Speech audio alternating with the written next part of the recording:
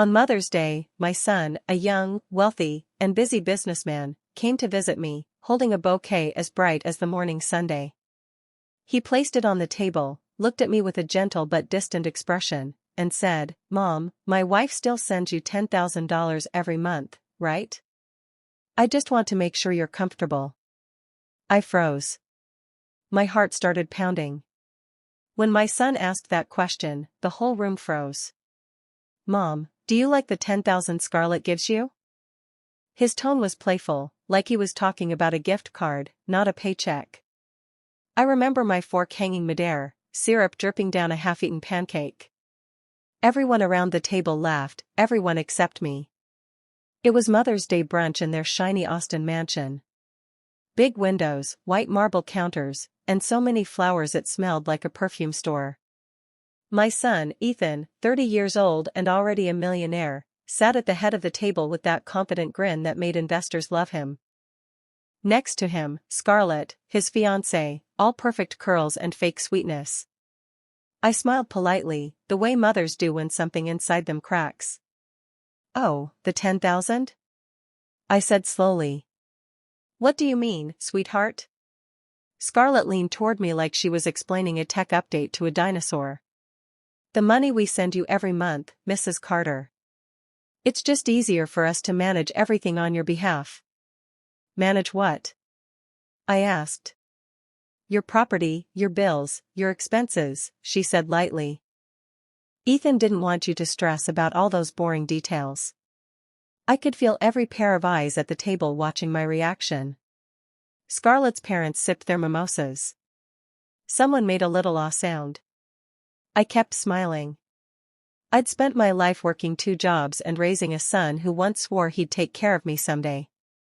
But I didn't expect it to sound like I was on his payroll.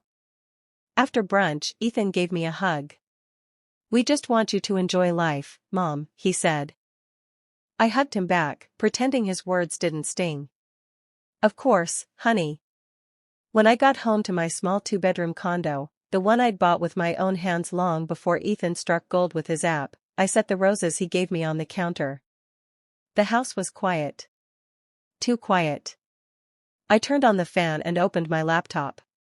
I wanted to check my savings, maybe pay a bill, anything to distract myself. Then I noticed something strange. The rent payments from my duplex hadn't gone into my account for 2 months. I clicked through statements, frowning. Each payment now went to a new account name, Carter Family Holdings. I'd never opened anything like that. I called my tenant, Maria.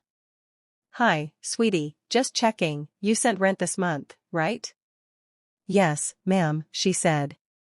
"To the new link your assistant sent." "Worked fine." "My assistant?" "Yeah, the woman who emailed us." "Scarlet?" My stomach dropped. I went through old emails. Sure enough, there it was, a message from some Carter Family Management address with Scarlett's name on it. She'd told my tenants the accounts were being modernized. I felt my hands shake.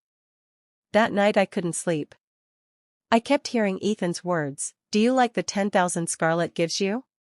Gives me? Like it was charity? By morning, the shock had turned into something else. A kind of steady, cold anger I hadn't felt in years. I made coffee, sat down with a pen, and started writing. Every date, every deposit, every message. The pattern was clear. Scarlett and Ethan had rerouted all my rental income, money from the property I'd bought before Ethan even graduated college, into an account they controlled. Then they gifted me a fixed allowance. They were stealing from me, and they thought I'd thank them for it. At noon, I called Ethan. "Sweetheart," I said, keeping my voice calm. "Can you come by this weekend? There's something wrong with the bank accounts." "Sure, Mom," he said, cheerful as ever. "Scarlett can walk you through it." "No," I said softly. "Just you."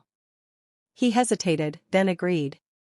When I hung up, I stared at the photo on my fridge, me and Ethan at his high school graduation. His arm around my shoulders, both of us grinning like the world couldn't touch us. I'd scrubbed hospital floors to buy that suit for him. I'd worked overtime to pay his college deposit. And now, apparently, my son and his fiancée thought my life was a business they owned. I took a deep breath and whispered to myself, they think I'm old. They think I'm soft. I smiled for the first time that day. They're about to find out I'm not. Ethan showed up Saturday afternoon with a box of pastries and an apology grin. I had coffee waiting, my binder open, and my phone recording in my apron pocket.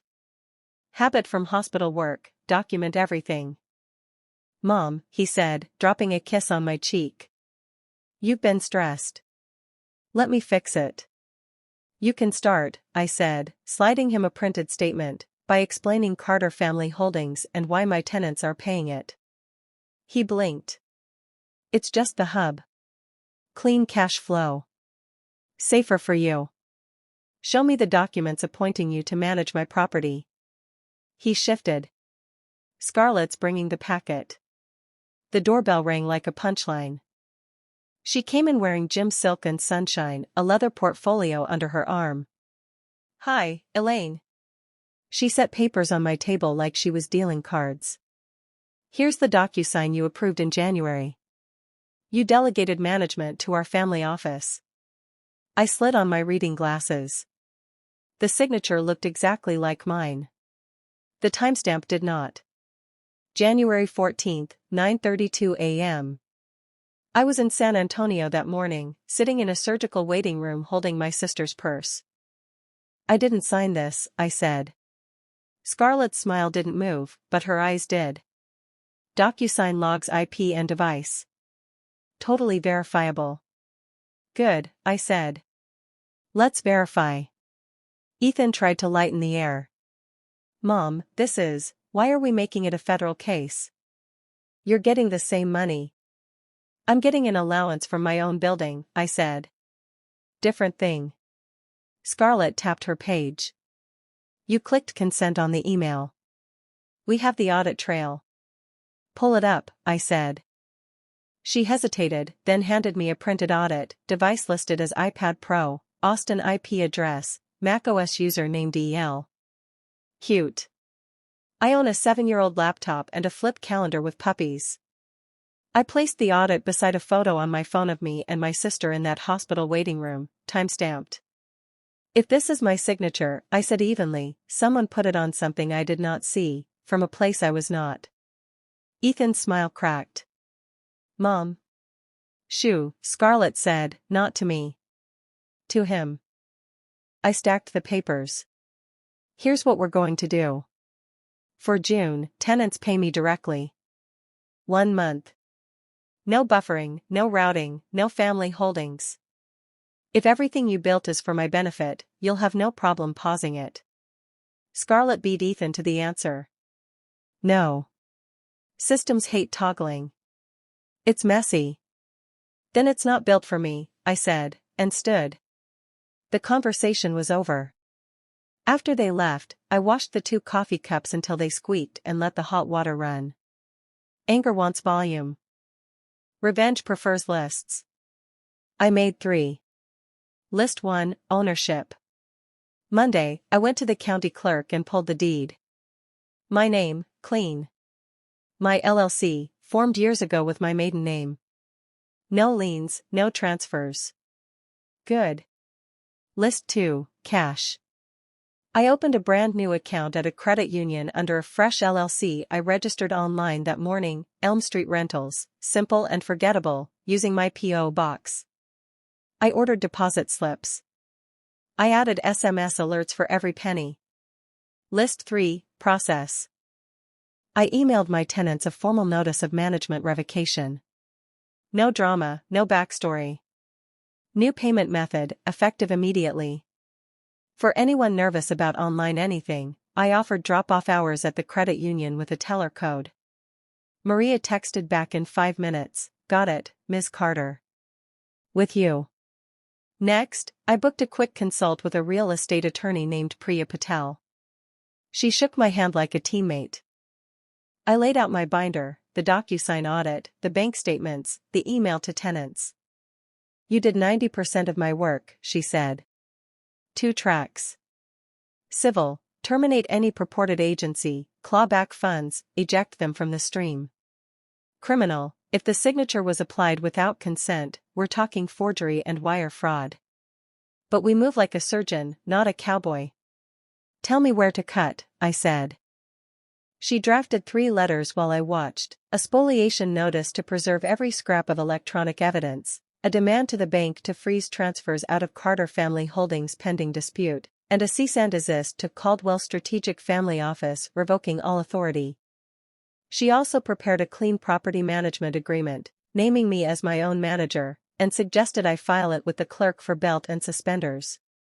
One more thing, she said, sliding a form across the desk. Authorize me to request the DocuSign event logs directly. Chain of custody matters. I signed with a pen that squeaked. My signature, my hand, my time.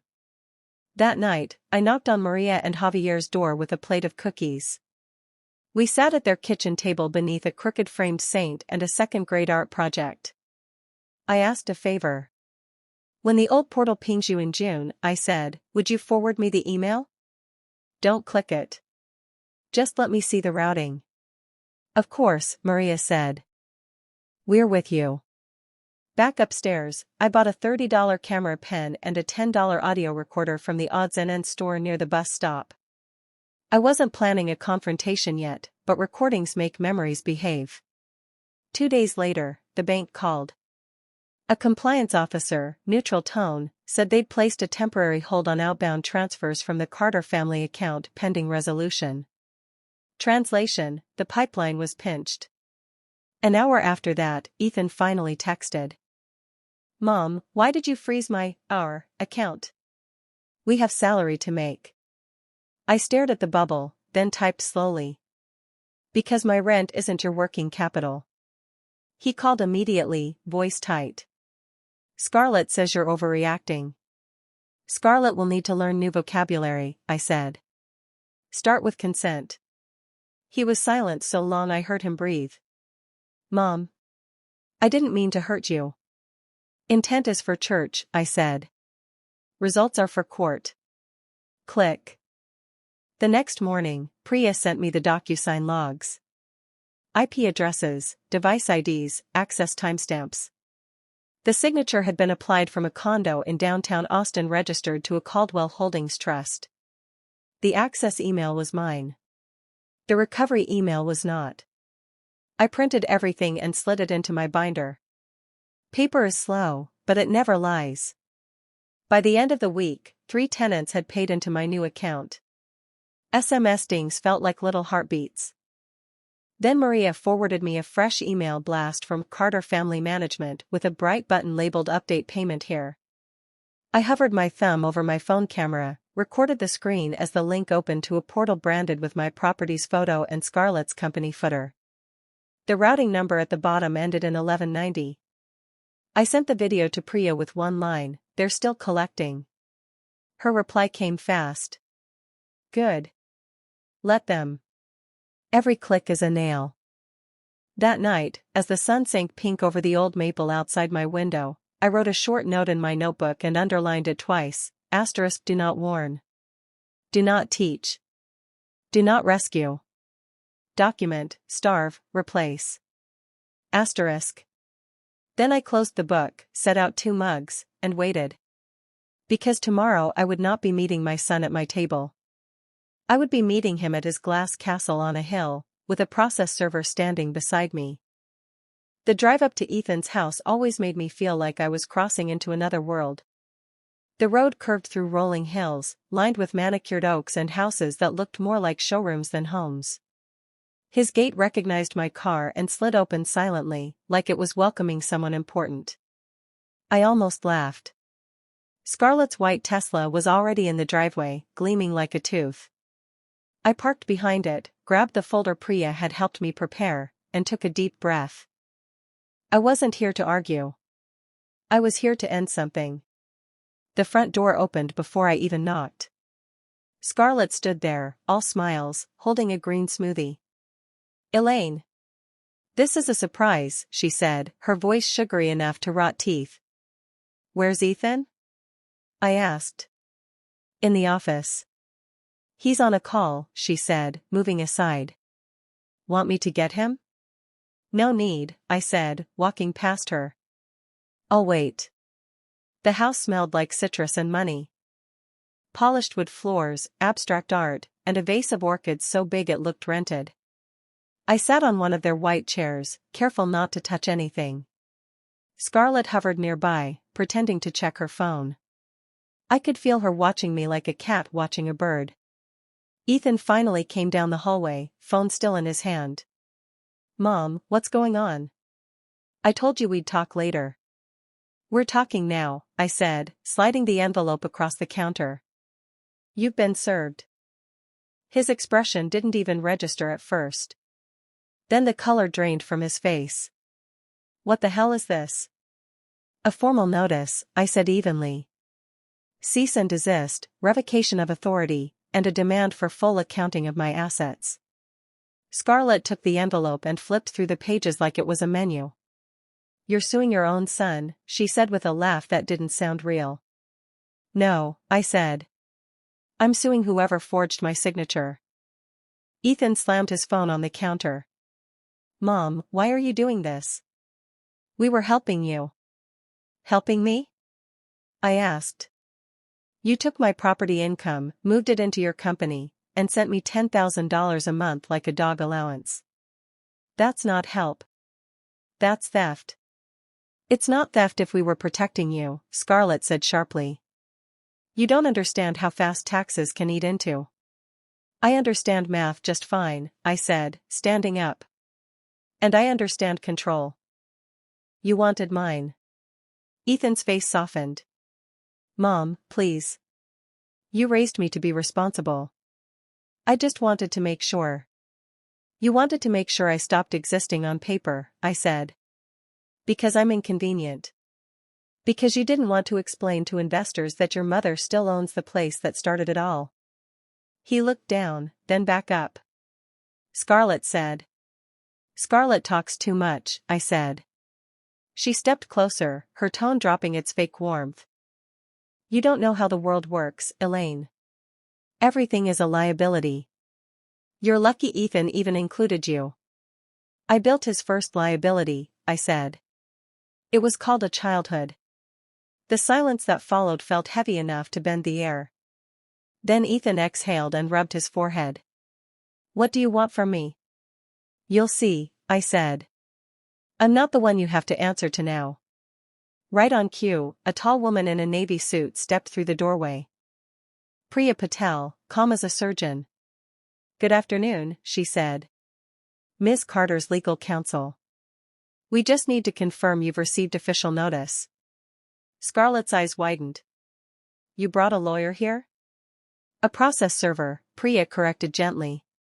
And yes, that's what happens when fraud is suspected. Ethan's jaw clenched. This is insane. Insane, I said quietly, is watching your mother's life rerouted to someone else's account. Priya nodded at me, then turned to Ethan. We'll expect full cooperation.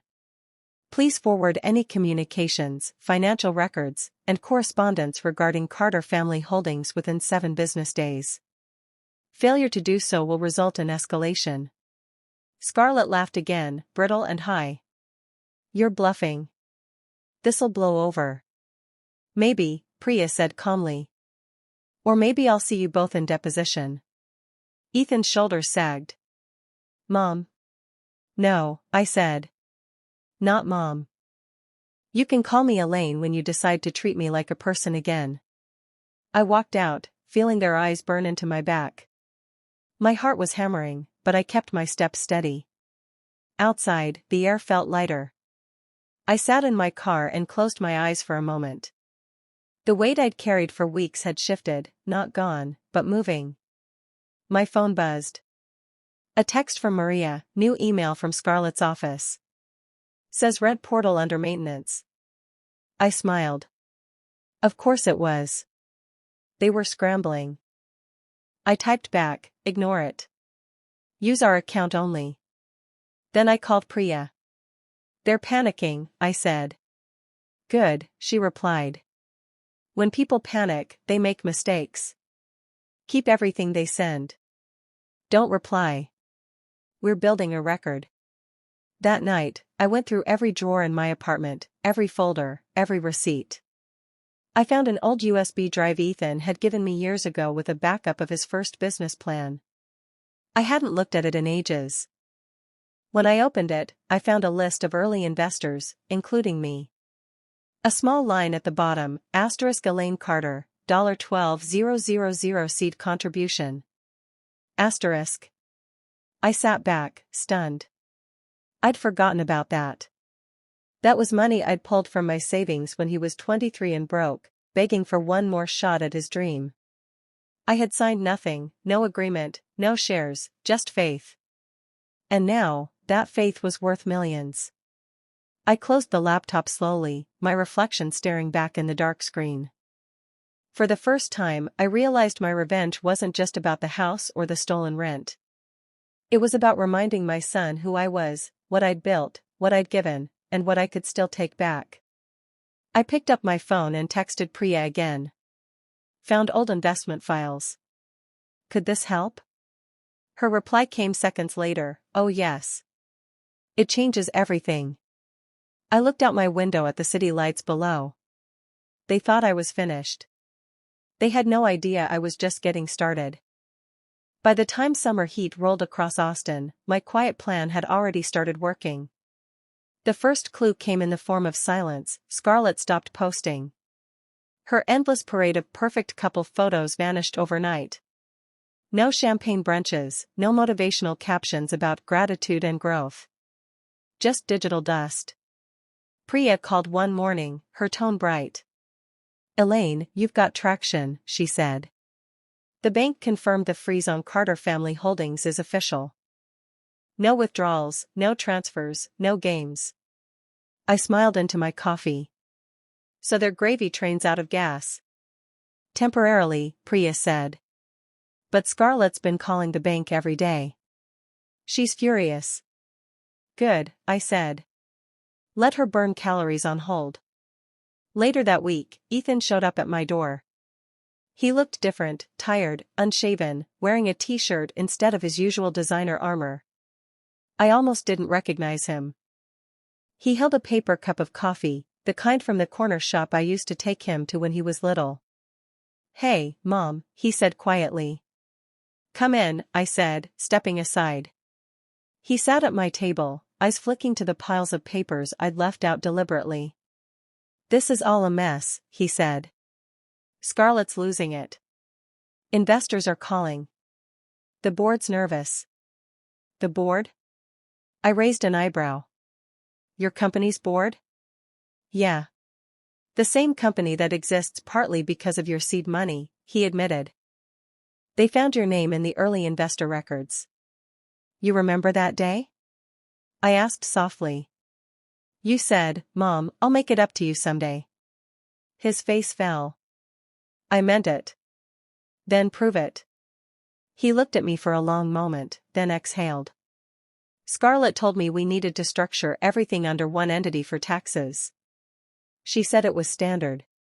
I didn't think she'd forge my name? I interrupted. Redirect my income? Pretend my property was hers to manage? He flinched. I didn't know.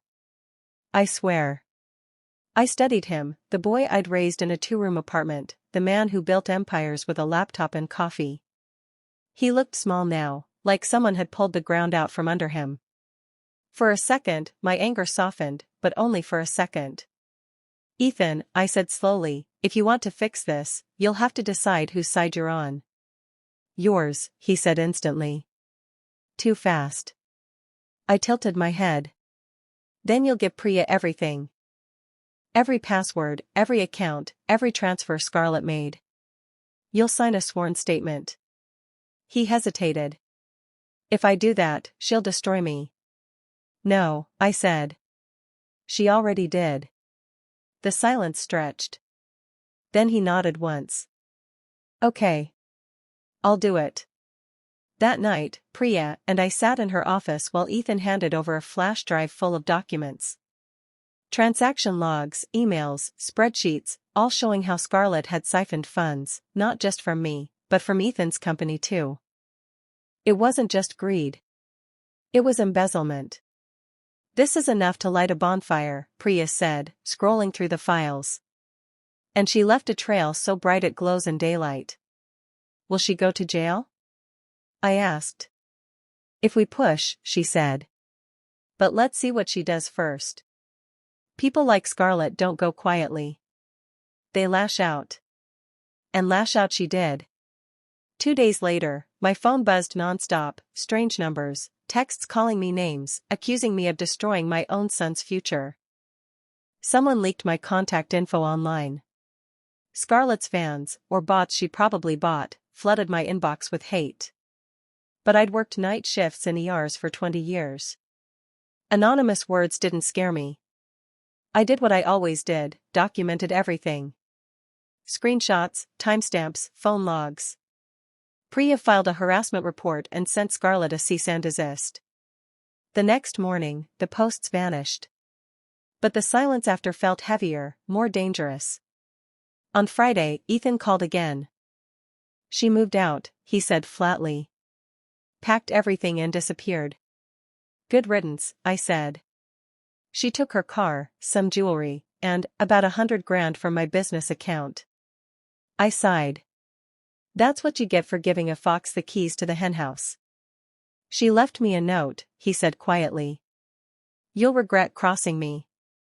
"Oh, sweetheart," I said, "I already don't." Over the next week, everything unfolded like dominoes. The bank returned all diverted rent payments to my new account. My tenants received official confirmation that I, and only I, owned the property. Scarlet's family office was dissolved by court order. Every fake signature she'd filed became evidence in a fraud investigation. The best part? Ethan's investors rallied behind him once Priya exposed Scarlet's forged documents. They saw her as the problem, not him. His company survived, barely, and so did his reputation. But he'd learned what real accountability feels like, the kind that doesn't come with a trust fund. That Sunday, he came over again, this time with a bouquet of tulips instead of pastries. "I'm sorry, Mom," he said, setting them down. "For everything." "You should be," I said. "But I'll take the flowers." He looked down at his hands. "You were right. I let her take over everything. I thought managing you made me a good son." "Managing me?" I laughed softly. "I changed your diapers, kid. I think I can handle my own rent checks." He smiled, embarrassed. "What happens now?" "Now," I said, leaning back, "we finish what we started. Scarlet wanted a show. Let's give her one." "What do you mean?" he asked. "She stole from you." "From me." "From everyone. And she still thinks she can get away clean." I picked up my notebook, flipping to a page marked with a red tab. "We're going to make sure she learns what accountability really feels like." Ethan frowned. "You're planning something." "Not planning," I said. "Executing." Because revenge wasn't just about taking back what she stole. It was about teaching her, and my son, that some women don't fade quietly into the background. Some of us build storms. And mine was about to break. Scarlet didn't disappear quietly, that would have been too easy. A week after she emptied Ethan's account, her voice popped up on a podcast about empowered entrepreneurship. The host introduced her as Scarlet Caldwell, visionary founder of the Carter family office. My jaw clenched. She was using my last name. My story. I listened to every word. She painted herself as the victim of a controlling boyfriend and a jealous older woman, me, who couldn't adapt to modern wealth management.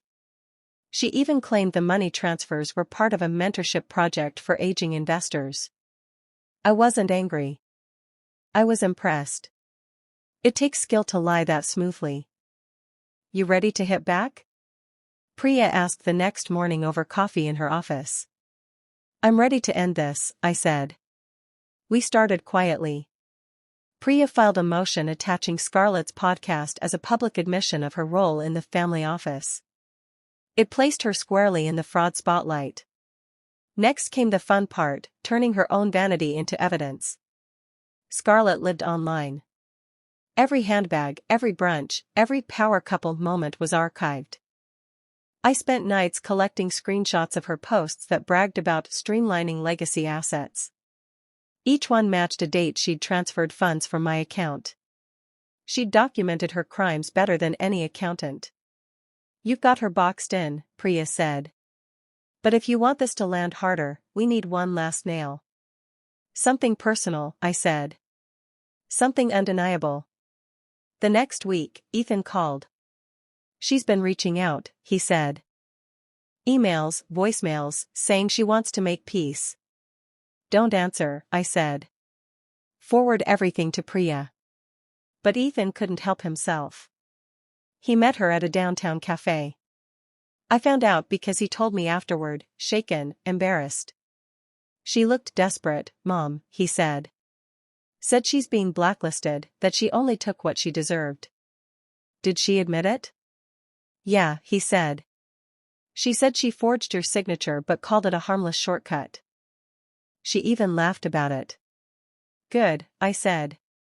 "You recorded it?" He blinked. "You told me not to meet her." "And you disobeyed me," I said, sighing. But for once, it worked out.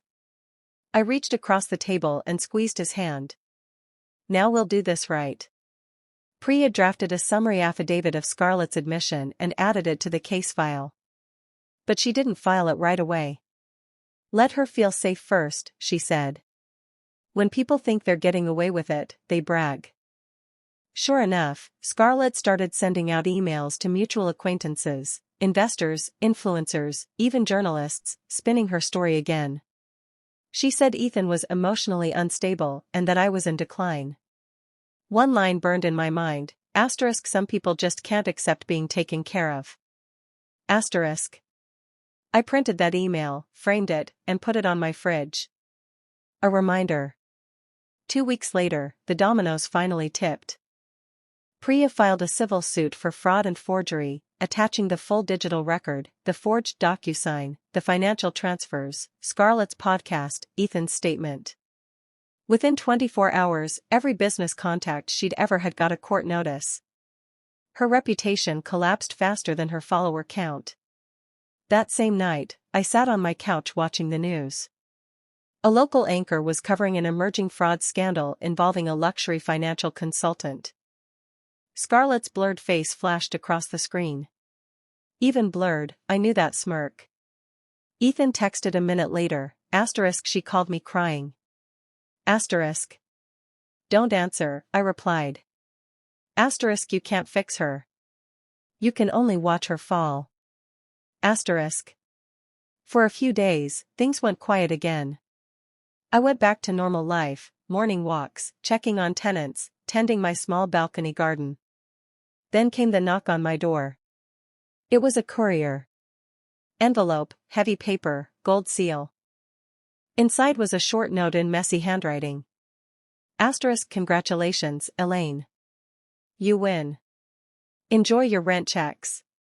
You'll never see me again. *. I laughed out loud. She'd finally broken character. That's it? Ethan asked when I showed him. She's just gone? Not yet, I said, handing him the envelope. She left a trail. Priya called 2 days later. Elaine, you're going to love this. Scarlet's trying to flee the country. She booked a one-way flight to Lisbon. Customs flagged her because of our pending complaint. They froze her assets at departure. All of them? I asked. Every cent. I sat back in my chair, the afternoon sun streaming through the blinds. Then I guess that's justice. Not quite, Priya said. You still have to decide if you want to press criminal charges. I thought about it for a long moment. About my son, about what I'd lost and what I'd rebuilt. No, I said. Let her sit in her own mess. I'm not wasting another second on her. That evening, Ethan came by with takeout. We sat on my small balcony, eating noodles out of cartons like we used to when he was a kid. For the first time in months, we laughed. "You're scary when you're calm," he said. "That's how mothers survive," I said. He nodded. "I don't deserve you." "You didn't," I said with a smile. "But you're learning." Below us, the city lights flickered on. My phone buzzed with a notification, a wire transfer from the court restitution fund. The subject line read, ** recovered funds from Carter Family Holdings. **. The amount made my breath catch. Every dollar she'd taken, plus interest. "It's over," Ethan whispered. "No," I said, closing my laptop. "It's balanced." Because revenge wasn't about ruining Scarlet. It was about restoring what was mine, and reminding my son who taught him how to fight. And as I sat there under the Texas sunset, listening to the hum of the city below, I finally felt what I hadn't felt since that Mother's Day brunch. Peace. A month passed. Austin settled into that humid kind of summer where the air feels like syrup and even the birds sound tired. Life was quiet again, too quiet. My tenants paid on time, the building was running smooth, and Ethan had started coming by once a week just to talk. No lawyers, no stress, just conversation. It almost felt normal. But something in me didn't rest. Revenge doesn't end the moment you win, it lingers, whispering that someone, somewhere, still owes you a reckoning. And deep down, I knew Scarlet wasn't gone. One Thursday morning, I got proof. Priya called early. "Elaine, are you sitting down?" "I'm standing," I said, setting down my coffee. "That bad?" "Scarlet just filed a countersuit," she said. "Defamation. Claims you fabricated everything to ruin her career." I laughed, low and sharp. "She's bold. I'll give her that." "It's a weak case," Priya said, "but she's betting on exhaustion. She wants to drain you with court dates and fees." "Then we won't fight her in court," I said. "We'll fight her in daylight." I had learned one thing from my son's world: in the age of social media, reputation is currency. And Scarlet had spent years polishing hers until it sparkled like glass. Time to throw a stone. Ethan helped me draft a statement, simple, calm, and factual. We posted it through my property business page, not some gossip forum. I told the truth. How my signature was forged. How rent payments were redirected. How I was called an aging investor who needed supervision. I even attached redacted copies of the bank and court documents. No drama. Just receipts. Within a day, the post went viral. People loved the story of the mother millionaire who outsmarted her son's crooked fiancé. Memes, articles, podcasts, it spread like wildfire. I didn't even have to say her name, everyone already knew. Priya called again that night, half laughing, half nervous. "Elaine, you've started a movement. My inbox is full of women saying they're reviewing their accounts." "Good," I said. "Let them." By the weekend, Scarlet dropped her countersuit. Public opinion had turned against her faster than her lawyer could draft statements. Her sponsors cut ties, her PR firm quit, and her podcast vanished. She became a ghost in real time. But I still wasn't done. "You're scaring me," Ethan said one afternoon when he stopped by. "Don't be scared," I told him. "Be observant." I pulled out a folder I'd kept tucked away for weeks, the business plan from that old USB drive. My $12,000 investment. Priya had traced it through every version of his company. Legally, it qualified as seed capital. "You own 3%, Priya told me earlier. Not much on paper, but in reality? That company's worth millions." Ethan blinked when he saw the papers. "You're claiming shares?" "No," I said. "I'm documenting them." "You don't have to do this," he said. "You already got everything back." "It's not about money," I said. "It's about correction. History only matters when it's written down right." He nodded slowly, understanding. You're right. I know. Over the next few weeks, Ethan worked with Priya to formalize the shares in my name. It wasn't dramatic, just paperwork, signatures, and quiet closure. But when the filings cleared, something in me finally relaxed. Then one evening, as the sky turned orange over the rooftops, I heard a knock at the door. Not sharp or angry, hesitant. I opened it, and there she was. Scarlet. No makeup. No designer clothes. Just jeans, a hoodie, and eyes that looked like someone had unplugged the light inside. Elaine, she said softly. Can we talk? Every instinct told me to slam the door. But another part, the nurse, the mother, the woman who'd cleaned blood off hospital floors and held dying hands, told me to listen. You have 5 minutes, I said, crossing my arms. She stepped inside and looked around my small apartment like it was another planet. You really live here? She asked quietly. I really do. I thought. You thought money replaced roots, I said. That's your problem. She bit her lip. I didn't mean for it to go this far. I just wanted control. I grew up with nothing. When I met Ethan, I thought if I managed everything, I'd never be poor again. So you stole from people who trusted you, I said. Borrowed, she whispered. Forged, I corrected. She flinched. I wanted to fix it. But once the lies started. They owned you, I said. That's how lies work. Her eyes filled. I lost everything. My job, my name. My parents won't even answer my calls.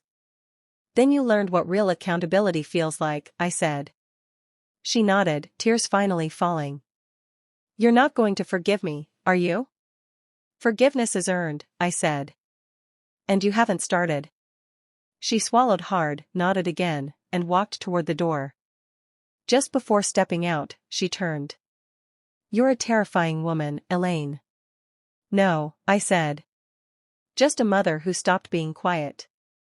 When the door clicked shut, I stood there for a long time, letting the silence fill the room. I wasn't happy. I wasn't angry. I was something else, resolved.